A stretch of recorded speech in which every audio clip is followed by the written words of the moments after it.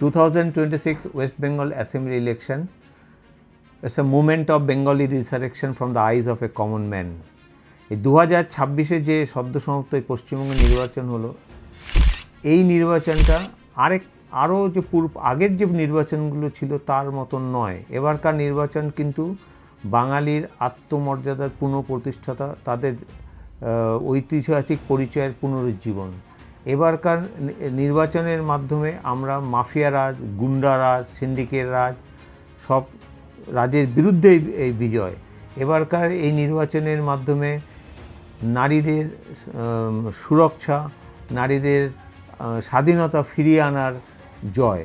এই জয়ের মাধ্যমে সনাতনী হিন্দুরা আবার প্রমাণ করলেন যে এখন থেকে সনাতনী হিন্দুরা নিজেরাই নিজেদের ফিউচার পরিচালনা করবেন। এই জয়ের মাধ্যমে পশ্চিমবঙ্গ এবং বিশেষ করে উত্তর পূর্ব ভারতের অখণ্ডতা এবং উন্নয়নে অবদান রাখবে এবং পশ্চিমবঙ্গ আবার সমগ্র ভারতের ইনক্লুসিভ গ্রোথের সাথে যুক্ত হতে পারবে। আমি আমার এই প্রতিবেদন 3টে পার্টে ভাগ করেছি। ফার্স্ট পার্ট হিস্ট্রিক্যাল ফাউন্ডেশন, যার মাধ্যমে আমরা বোঝার চেষ্টা করব যে পশ্চিমবঙ্গের স্বাধীনতার পর থেকে সবসময় কেন এত খুন খারাপি হয়। সেকেন্ড পার্টে আমরা ডিসকাস করব যে the great homecoming of through this election. আর থার্ড অ্যান্ড ফাইনাল পার্ট আমরা ডিসকাস করব the strategic and economic impact of this election in the neighbouring state and neighbouring countries and in India also. আচ্ছা, এবার আমরা আসি আমাদের first part, that is historical foundation. আমাদের মধ্যে বিশেষ করে যারা নতুন প্রজন্মে, তাদের অনেকেই হয়তো আমরা জানি না যে স্বাধীনতার সময় পশ্চিমবঙ্গ কিন্তু অরিজিনালি ভারতের অন্তর্ভুক্ত করার কথা ছিল না। 1946-এ যে ডাইরেক্ট অ্যাকশন ডে এবং নোয়াখালী যে রায়ট হয়েছিল, যেই রায়টের মধ্যে একটা ষড়যন্ত্র ছিল যে পশ্চিমবঙ্গ এবং পূর্ববঙ্গ, দ্যাট ইজ আনডিভাইডেড বেঙ্গলকে একটা আলাদা একটা স্টেট করা হবে এবং সেটার মধ্যে মুসলিম লীগের তত্ত্বাবধানে ওটা করা হবে। ফলে অটোমেটিক্যালি ওটা পরবর্তীকালে ইস্ট পাকিস্তান এবং পাকিস্তানের একটা পার্ট হয়ে যাবে। কে এটাকে রুখেছেন? কেন আজকে পশ্চিমবঙ্গটা তৈরি হলো? কীভাবে পশ্চিমবঙ্গটা আজকে তৈরি হলো? Who was the architect of West Bengal? It was doctor Shyamaprasad Mukherjee. উনি কিন্তু এই ষড়যন্ত্রটা বুঝতে পেরেছিলেন, ধরে ফেলেছিলেন।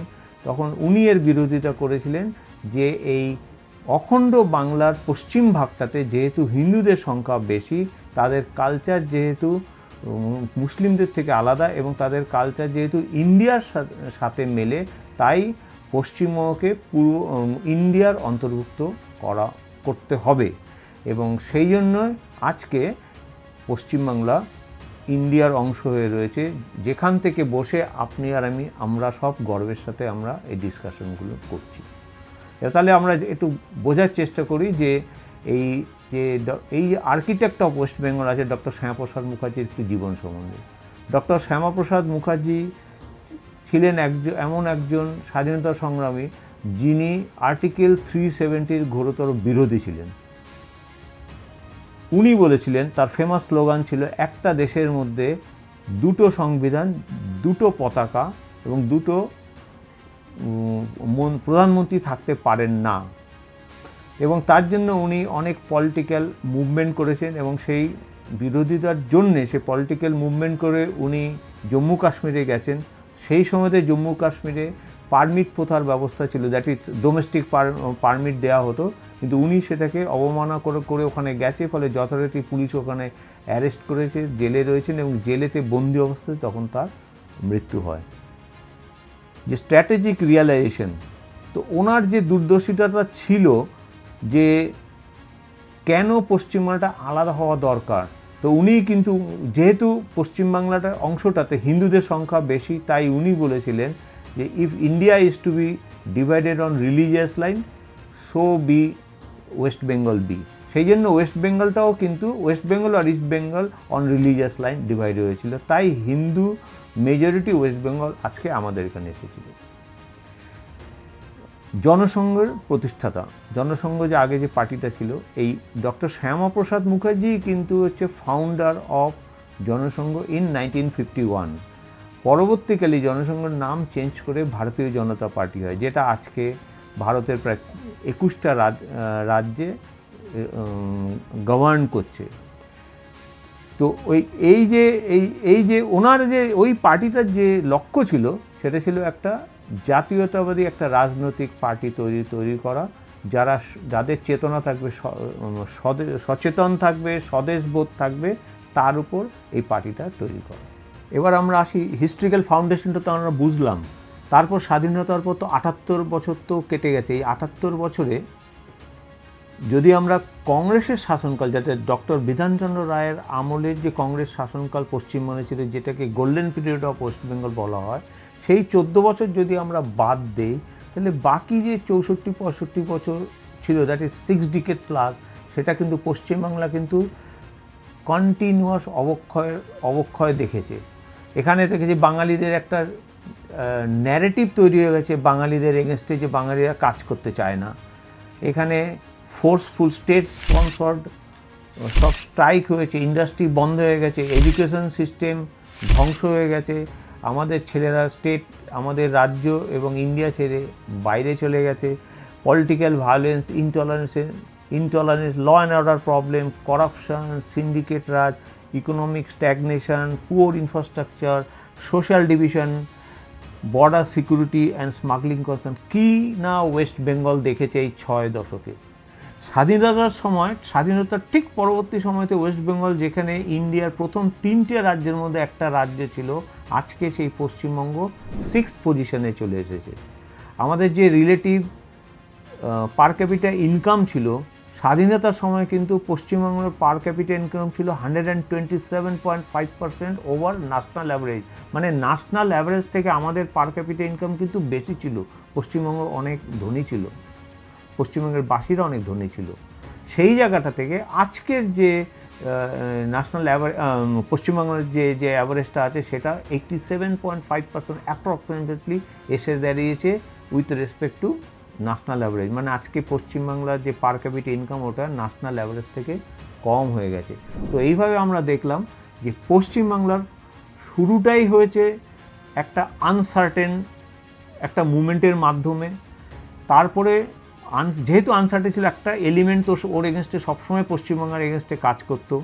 তাই তার পরবর্তীকালেও যে এই 78 বছরের মধ্যে প্রায় 60-65 বছর ধরে পশ্চিমবঙ্গ আমরা দেখেছি কন্টিনিউয়াস ডিকে, কন্টিনিউয়াস স্ট্রাইক, এই সময় ওভারঅল ডিকে মানে বেসিক্যালি এখানে পশ্চিমবাংলা হয়েছে। তো এই হলো পশ্চিমবাংলা পার্ট 1-এর যে পশ্চিমবাংলার যে ফাউন্ডেশন, সে আজকের থেকে পশ্চিমবাংলার বেসিক স্ট্রাকচারটা যে কি আছে সেটা এখন আপনাদের সঙ্গে আমরা বললাম। 2026 ইলেকশন হচ্ছে the great homecoming movement for the Bengali people. এই 2026 ইলেকশন এটা আর কতগুলো সাধারণ ইলেকশনের মতো না। এই ইলেকশন হচ্ছে একটা বাঙালিদের পুনর্জাগরণ। এই ইলেকশনের মাধ্যমে আমাদের জনগণ প্রমাণ করে দিয়েছেন যে এখন থেকে আমরা আর কোনো পলিটিক্যাল পার্টির দ্বারা শুধুমাত্র চালিত হব না। আমরা আমাদের নিজের ভয়েস আমরা নিজেরাই আমরা দেখিয়ে দিতে পারি। আমরা বিনা ভয়েতে এই ইলেকশনে আমরা ভোট দিয়েছি। এই ইলেকশনে ভোট দেওয়ার মাধ্যমে আমরা বুঝিয়ে দিয়েছি যে এখন থেকে বাঙালি জাতিরা আর ওই যে ন্যারেটিভ ছিল যে অ্যান্টি ইন্ডিয়ান, কর্মবিমুখ, ওইগুলোর মধ্যে আর মানে কনফাইনমেন্টে থাকবে না, আর কন্টেন্ট থাকবে না। এখন থেকে আমাদের এই পশ্চিমবাংলাকে আমরা গড়ে তুলব একটা সমৃদ্ধ পশ্চিমবাংলা, এবং সমৃদ্ধ পশ্চিমবাংলা মানেই হচ্ছে একটা অধিকতর উন্নত নর্থ ইস্ট ইন্ডিয়া এবং আরও অধিক স্ট্রং ইন্ডিয়া। স্ট্রং বাংলা হওয়া মানেই হচ্ছে ন্যাশনাল ইন্ডিয়ার যে বিকশিত ভারত আছে সেটার সাথে মিলে একটা ইন্টিগ্রেটেড অ্যান্ড ইনক্লুসিভ গ্রোথের বাতাবরণ তৈরি করা। এই ইলেকশনের মাধ্যমে বাংলার মানুষ আবার প্রমাণ করেছে যে একমাত্র সাধারণ মানুষরাই সমাজ এবং ইতিহাসকে চেঞ্জ করতে পারে। আমাদের এই মুহূর্তটা আমি কেন বলছি, বিশেষ করে আমি নিজে, যে আমাদের এই মুহূর্তটা হচ্ছে সেই জিউস পিপুলদের হোমকামিংয়ের মতন। Much like the Jews people returning to their roots to build a resilient nation after the darkest of times. The Bengali Hindu has shown a resolve that many thought was lost. This is our homecoming. এবার আসি, আমরা তো homecoming তো করলাম, দেখলাম যে এটা homecoming, great homecoming মুহূর্ত হলো, কিন্তু এটা কারা ঘটালো অ্যাকচুয়ালি, কীভাবে আমরা এটাকে আমরা করলাম? এটা কি কোনো পার্টিকুলার পলিটিক্যাল পার্টি করলো? না, কোনো আমলাতন্ত্র নয়, কোনো বিচার ব্যবস্থা নয়, কোনো তথাকথিত বুদ্ধিজীবী বা এলিট সম্প্রদায় নয়, কোনো রাজনীতিবিদও নয়, বরং সাধারণ মানুষ, পুরুষ মহিলা, ডেইলি ওয়েজ আর্নার, দিনমজুর, কৃষক, শিক্ষক, এই প্রজন্মের যেটা জেন জেড যে প্রজন্ম, তারা সম্মিলিতভাবে এই যে ট্রান্সফরমেশনটা এই ইলেকশনে ঘটিয়েছেন, এটা তারা ঘটিয়েছেন। যারা অনুপ্রাণিত হয়েছিলেন আমাদের honourable prime minister Shri Narendra Damodar মোদীর দৃষ্টিভঙ্গি দ্বারা, যিনি ডক্টর শ্যামাপ্রসাদ মুখার্জির যে অসমাপ্ত মিশন ছিল অব জাতীয় ঐক্য, একক মানবতাবাদ, অর্থনৈতিক আত্মনির্ভরতা, তার উপর অনলস পরিশ্রম করে আমাদের দেশকে আগে নিয়ে যাচ্ছেন। তারই দৃষ্টিভঙ্গিতে অনুপ্রাণিত হয়ে আজকে আমাদের সমাজ, আমাদের কমন ম্যান সবাই মিলে আজকে আমাদের এই পরিবর্তনটা হয়েছে। So the common man are actually the architect of this change. আমরা একসাথে সিদ্ধান্ত নিয়েছিলাম যে আমরা পশ্চিমবঙ্গকে আর কাউন্টারফেট কাউন্টারফেট কারেন্সি, ক্যাটেল স্মাগলিংয়ের হাত থেকে এবার আমরা সবাই মিলে রক্ষা করব। বাঙালিকে আমরা কাজে অনীয় সম্প্রদায় আর আমরা বলতে দেব না। আমরা একসাথে সংকল্প নিয়েছি যে বাংলাকে আমরা আবার আমাদের সেই পুরনো গৌরব পুনরুদ্ধার করব। বাংলাকে আমরা ইন্ডিয়ার সাথে ইন্টিগ্রেট করে একসাথে আমরা বিকশিত ভারত গড়ে তুলব। এবার আসি আমাদের পার্ট 3, খুব ইন্টারেস্টিং পয়েন্ট,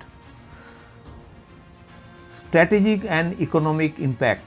আমরা এই তো পুনর্জাগরণ করলাম পশ্চিমবাংলা, এবার বললাম যে কীভাবে এবার পশ্চিমবাংলাটা আমাদের আমরা চেঞ্জ করব, কিন্তু তার ইম্প্যাক্টটা কী? বেশ কয়েকটা জায়গাতেই এর সোশিও ইকোনমিক ইম্প্যাক্ট পড়বে, সেটা আমি একটা একটা করে বলছি। Number 1, strengthening of chicken neck, that is Siliguri corridor. আমরা অলরেডি দেখেছি যে গত কয়েকদিন আগে চিকেন নেকের সামনে যে 22 কিলোমিটার একটা যে টেরিটরি, একটা stretch of narrow stretch of land আছে, তার চারপাশের যে সড়কগুলো আছে সেই এলাকাটা আমাদের এই রাজ্য সরকার অলরেডি সেন্ট্রাল গভর্নমেন্টকে মেইনটেনের জন্য হ্যান্ডওভার করেছে।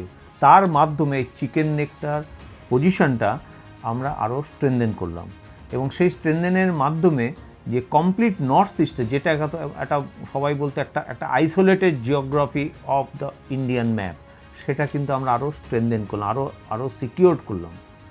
সেকেন্ড, যে integration of north eastern economy, এইটার মাধ্যমে আমাদের এই যখন ওয়েস্ট বেঙ্গল যখন স্টেবল হলো, তখন আমাদের রেস্ট অফ ইন্ডিয়া থেকে নর্থ ইস্ট ইন্ডিয়াতে যেই সমস্ত ট্রান্সপোর্টেশন হয় সেগুলোর জন্য সব কানেক্টিভিটিটা থাকে ওই শিলিগুড়ি করিডোরের মধ্য দিয়ে। আমরা এর মাধ্যমে এবার আমাদের এই স্টেবল ওয়েস্ট বেঙ্গলের মাধ্যমে আমরা আমাদের যে সাপ্লাই চেনটা আছে সেই চেনটাকে আমরা আরও অনেক বেশি সিমলেস আমরা করে দিলাম, from rest of India, West Bengal to all over north east. Act east and act ফার্স্টের বাস্তবায়ন, আমরা অনেক দিক থেকে আমরা ইন্দো প্যাসিফিকের মধ্যে আমরা প্রসার আমরা করতে চাইছিলাম, যার ফলে নর্থ ইস্টে একটা ব্যাপক একটা ইকোনমিক এক্সপ্লোশন হবে, যেইটার জন্য একটা লজিস্টিক্স হাব, এই পশ্চিমবাংলাটার একটা লজিস্টিক হাব তৈরির একটা অপরচুনিটি আছে। সেইটা এখন আমাদের এই স্টেবল ওয়েস্ট বেঙ্গলের মাধ্যমে এখন ওই পুরোটা এখন বাস্তবায়িত হবে।